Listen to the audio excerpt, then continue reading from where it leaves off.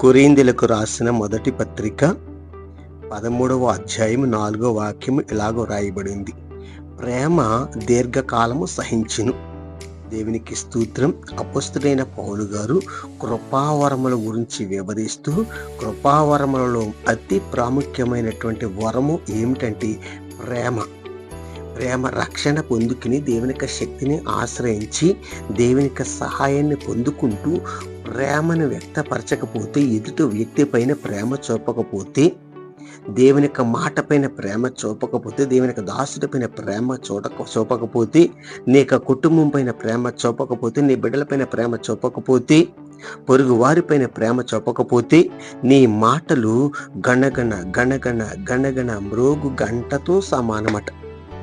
నేను చెప్పట్లేదండి, అపొస్తలుడైన పౌలు గారు చెప్తున్నారు. ఎందుకు చెప్తున్నారైనా? నీవు ఆయన ప్రేమ కలిగి ఉండాలండి. కృపా వరములంటే సామాన్యమైనవి కావు, సామాన్యమైనవి కాదు.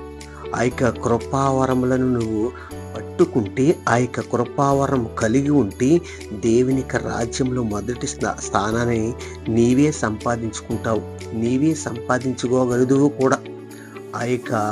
ఆ కృపావరములను నీవు రుచి చూసి అనేక మందికి తెలియపరిచినట్లయితే, ప్రియ సహోదరి సహోదరులారా, దేవుణ్ణి ప్రేమిస్తున్నాను అని నోటి మాటలతో చెప్పుకుంటూ, వారు చెయ్యని వెనక తీసుకుంటూ, అలాగని నోటి మాటలతో వల్లిస్తూ ప్రేమను, అలాగే ఎవరికైనా సహాయం చేయదలిసి వచ్చినప్పుడు ఎంత మాత్రం చేయలేనటువంటి చేయగలిగినటువంటి శక్తి ఉండి చెయ్యలేను అని తప్పించుకునేటువంటి వారిని ఏమి అంటారంటే దేవునికి విరోధులు అంటారు. ఎందుకంటే దేవుని యొక్క మాట వింటున్నటువంటి వారు, దేవుని యొక్క మాటకి వినడానికి దేవుని యొక్క సంఘాన్ని ఆశ్రయిస్తున్నటువంటి వారు ప్రేమ అనే క్రియని వారు కనపరచకపోతే, ప్రేమ అనే క్రియను వారు బయలుపరచబడకపోతే, దేవుని యొక్క రాజ్యానికి వారసత్వాన్ని సంపాదించుకోలేరు. ఎందుకంటే దేవుడు ప్రేమకు సాదృశ్యము, ప్రేమకు నిలయమై ఉన్నాడు.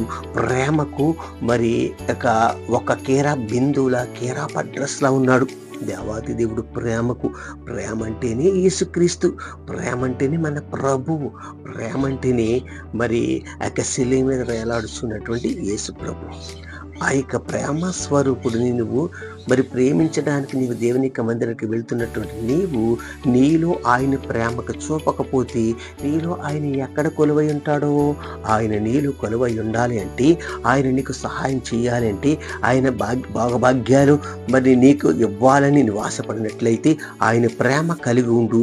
ఆ ప్రేమను అనేక మందికి పంచిపెట్టు.